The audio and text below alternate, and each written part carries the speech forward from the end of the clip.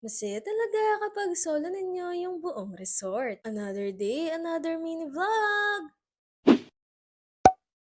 Papunta na kami ngayon sa narentahan na private resort ng tita ko. Napakaganda nga ng dinaanan namin dahil kitang-kita yung bundok Arayat. Mabilis lang pala kaming nakarating dito dahil 1 hour away lang ito sa amin. Dito lang pala yan sa may RJ's private pool na matatagpuan sa Magalang, Pampanga. Napakaganda na itong private resort na to dahil kitang-kita yung view ng Mount Arayat. Maliban doon ay napakalawak din talaga ng lugar na to. Meron siyang dalawang pool, yung isa ay pang kiddie pool, tapos yung isa naman ay pang adult. Meron din palang videoke dito, pero syempre merong extra payment yun. Bago pala yung mga ganap namin, ay itutour ko muna kayo dito sa may resort. Bale, meron nga palang 3 rooms dito, pero pare-parehas lang naman sila ng design, kaya itong isang room na lang yung pinakita ko. Bawat bed nila, kasya naman yung 3 person, pero kung mga payat lang naman kayo, ay pwedeng-pwede ding pang-apat. Tapos ito naman, meron silang parang sala, tapos meron ding dining dito sa loob. Tapos ito naman yung kitchen nila kung saan pwedeng magluto, tapos may refrigerator pa. Meron ding kubo sa labas na pwede ding tambayan. Hindi din pala kayo mag-aagawan ng CR dito dahil 4 yung CR nila. Yung dalawa ay may toilet at meron ding shower, tapos yung other naman na dalawa ay shower lang. Nga pala, dun sa may room nila, air condition, lahat ng tatlong yon at lahat ng tatlong yon ay merong ding TV na may Netflix na din. Yung adult pool pala nila dito, meron siyang ring, tapos bibigyan din nila kayo ng bola. Kaya yung swimming activity na nga, tapos meron pang basketball. O diba, napakadaming activity na pwedeng gawin. Kaya kung mapapansin ninyo, naka-jersey kaming lahat dito dahil yun yung team ng aming swimming ngayon. At dahil nga malawak yung place, kaya nagdala din sila ng pang volleyball na bola para makapag-volleyball din kami. Pero bago ang lahat ay nag-picture-picture muna kami. O tignan nyo, diba, napakaganda ng view. Katapos nga naming mag-picture, ayun si Ivan lumalangoy na kaagad. Kadating pa lang kasi namin ay swimming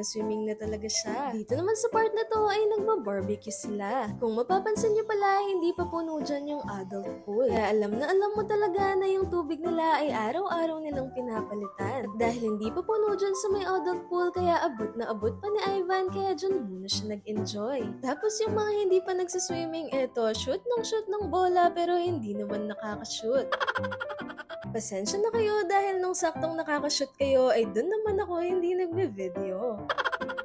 Nga pala, kung mapapansin ninyo, maggagabi na dito dahil yung check-in namin ay 6 p.m. Tapos yung check-out naman namin kinabukasan ay 3 p.m. O diba, hindi pa nangangalahati yung vlog na to pero kitang-kita nyo na kaagad yung sinasabi ko na maganda itong private resort na to. Ilang activities na nga ba yung nabanggit ko? Syempre, una na dyan yung swimming, tapos merong basketball, pwedeng mag-volleyball, tapos may video pa. Pwede pang mag-Netflix and chill sa mga kwarto. Dito pala sa kusina ay nagluluto naman ng shabu-shabu yung tito ko. Tapos dito sa labas, merong mga nagbe-video, kaya meron din namang mga nag-i-snacks lang o di kaya ay pinapanood lang yung mga nagsiswimming na. Tapos kami naman ni Hobby, balak namin after dinner na lang mag-swimming. Bale dito nga pala sa may RJ's private pool, iba-iba sila ng villa. Bale yung villa sila ay Villa A, B, C, and D, tapos kami ay nandito sa may Villa C. Kundi ako nagkakamali ay meron din silang executive villa. Meron din pala silang Facebook page at ilalagay ko na lang dito para kung gusto ninyong mag-inquire ay makakapag-inquire kayo. Anyways, habang waiting nga kami sa mga niluluto nilang dinner ay kumakanta muna kami. Tapos kahit gabi na ay nagpipicture-picture pa din sila. Maya-maya nga lang ay nag-start ng mag-swimming yung mga pinsan namin. Hindi ko nga din alam kung ano bang ginagawa nila ngayon dito.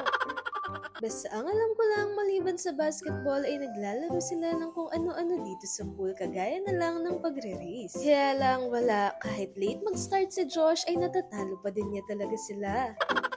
Kapag kakaalam ko kasi si Josh ay nakapag-swimming lesson talaga sa mga professional. At ito na nga, dinner time na! So yung dinner nga namin, yung kanina na pinakita ko sa inyo na chicken and pork na binabarbecue nila. Pati na din yung shabu-shabu na niluto ni tito ko, tapos yung salad na ginawa ni mama. After namin kumain at nakapagligpit, konting pahinga lang, tapos time to swim na! Kaya eto, bigla na lang mayroong nagda-dive sa pool. Tapos si Habi naman nauna nang pumunta sa pool pool, sabi ko kasi sa kanya ay i-check niya muna kung kaya ko pa. Alam niyo naman, hindi tayo masyadong binayayaan ng height. At kung hindi ko abot ito, doon na lang ako sa kiddie pool, masosolo ko pa. Eto kasing si Ivan, meron siyang mga salbabidang dala kaya mas gusto niya dito sa may adult pool. Mas matapang pa nga siya sa akin talon ba naman ng talon? Grabe, sobrang nakaka-enjoy yung night swimming. Syempre, dahil night na nga, kaya hindi na mainit. Kaya kahit takot kang umitim, mapapaswimming ka talaga dahil gabi naman na. Tapos yung pool nila, yung tubig ay wala ding chlorine. Kaya want to sawa ka talaga sa pagsiswimming dito. Syempre, dahil private nga ito, kaya kung anong oras mo gustong tumigil mag-swimming o mag-start mag-swimming, ay pwedeng-pwede. Maliban na lang sa video nila na pwede hanggang 10 PM lang. Dahil nga meron pang ibang mga villa dito kaya pang intindi na lang din sa ibang mga tao sa ibang villa. Meron din palang ibang option ng check-in time dito pero pinili na lang namin yung night swimming. Kasi for sure kung 2 PM kami nag-check-in gabi pa lang din naman kami magsiswimming noon. Kaya buti na lang nga at ganitong time yung napili nilang check-in time. After pa lang maglaro ng basketball ni Nahabi at ng mga pinsan ko, pinuntahan na niya ako. Kaya nag-moment na muna kami. Abangan ninyo yung part 2 na itong vlog na to. Sa ngayon ay ito na muna. Thank you so much for watching!